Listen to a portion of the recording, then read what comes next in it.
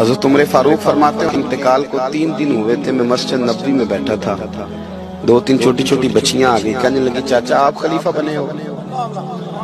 میں نے کہا پتر میں بناؤں؟ تو کہنے لگی چلیں پھر عصر کے بعد ابو بکر صدیق ہمارے گھر جاتے تھے۔ میں نے کہا پتر آپ کے گھر کیا ہے؟ کہنے لگی ابا فوت ہو گئے، بھائی کوئی نہیں، ہم نے نا بکریاں رکھی ہوئی ہیں، وہ روز عصر کے بعد آتے تھے، بکریوں کا دودھ دھو کے ہمیں دے جاتے تھے، کچھ پی لیتی تھی، کچھ بیچ کے گزارا کر لیتی تھی۔